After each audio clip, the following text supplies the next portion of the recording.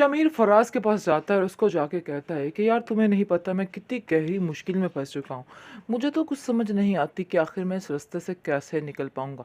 जिसको सुनकर कहता है कि आखिर ऐसा क्या हुआ, यानी कि वो जानबूझकर अनजान बनने की कोशिश कर रहा है और वो समझ रहा है कि कुछ भी पता नहीं चलने वाला और सारे मामलात बहुत अच्छे तरीके से हैंडल हो जाएगी। लेकिन कहीं ना कहीं वो बताना भी चाहता है, क्योंकि पीछे उसकी बीवी इसको फोर्स करती है और कहती है कि तुम्हें अपनी सारी बात बतानी होगी।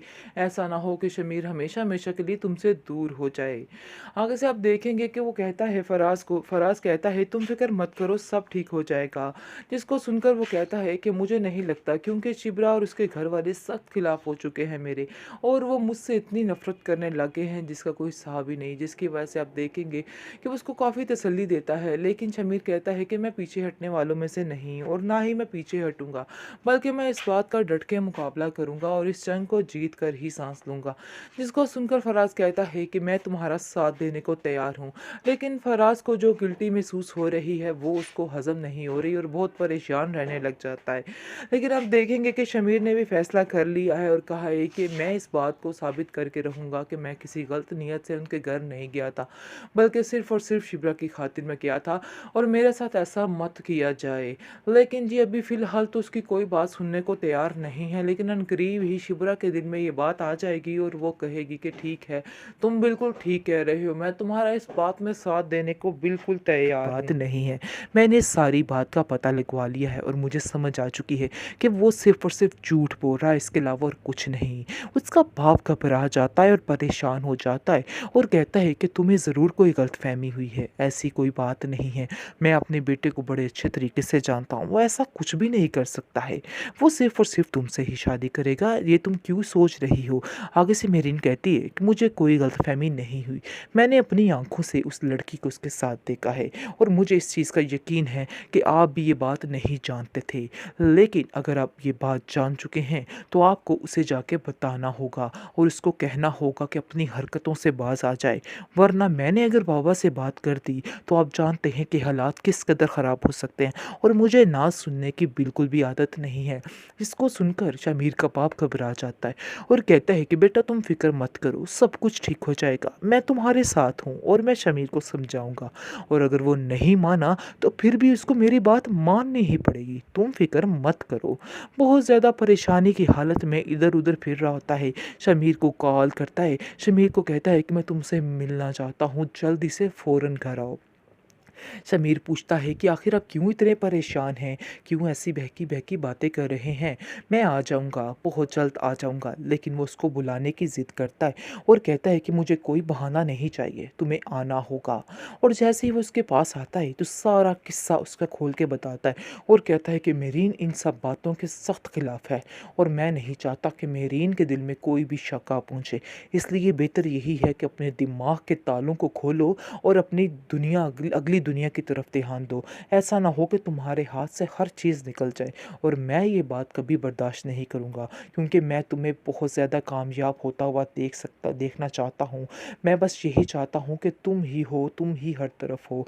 इसलिए बेहतर यही है कि उस लड़की को छोड़ा जाए, शिब्रा का नाम भी इस घर में दोबारा नहीं लिया जाएगा, और तुम भी अपने दिमाग में बिठा लो, अगर तुम ये बात चाहो ना चाहो, लेकिन मेहरीन ही इस घर की बहू बनेगी और ये मेरा आखिरी फ़ैसला है।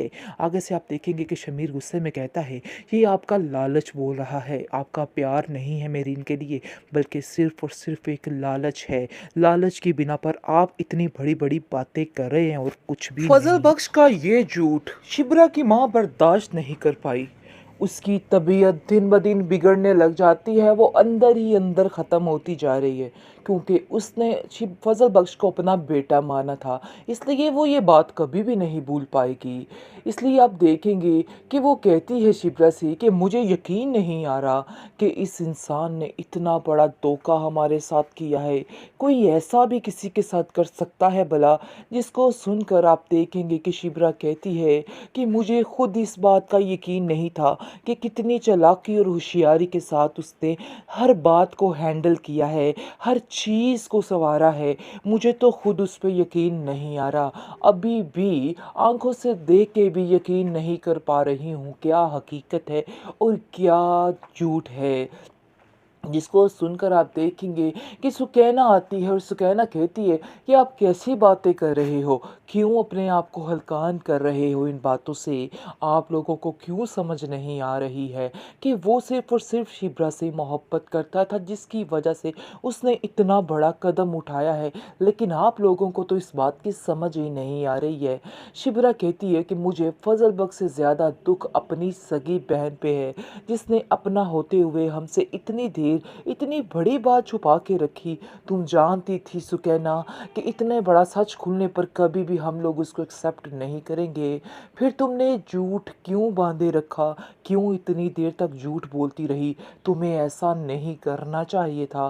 जिसको सुनकर सुकैना कहती है कि मैं भी पहले ऐसा ही समझी थी और सोच रही थी कि ये सारी बात खुलकर बताऊं, लेकिन जब मैंने शमीर को समझने की कोशिश की तो फिर मुझे जाके अंदाज़ा हुआ कि नहीं, मुझे ऐसा नहीं करना है, मुझे फ़ज़ल बख्श का साथ देना है, तो इसलिए मैंने यही किया है।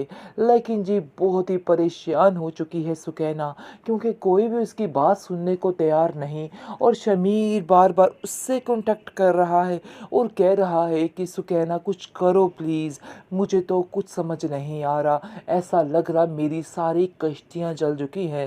लेकिन जी सुकैना उसको फिर से तसल्ली देती है और कहती है कि तुम परेशान मत हो फजल भाई, मैं आज भी आपके साथ हूँ, इसलिए आपको परेशान होने की ज़रूरत नहीं है।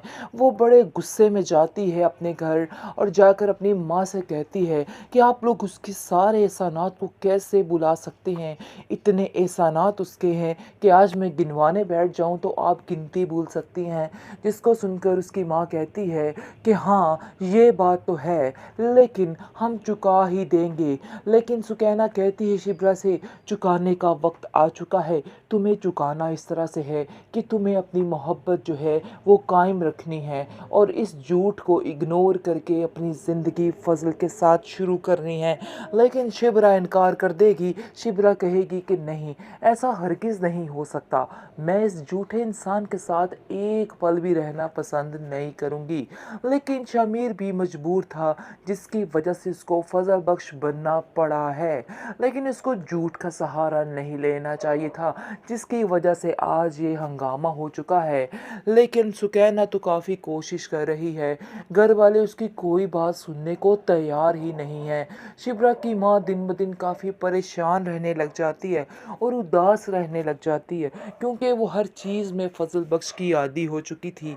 अब उसको समझ नहीं आ रही कि आखिर कैसे इन बातों को ख़त्म किया जाए, कैसे उसकी यादों को बुलाया जाए। अब वो बहुत कोशिश कर रही है, लेकिन उसे ऐसा लग रहा है कि जैसे उसकी सारी कोशिशें नाकाम होने वाली हैं।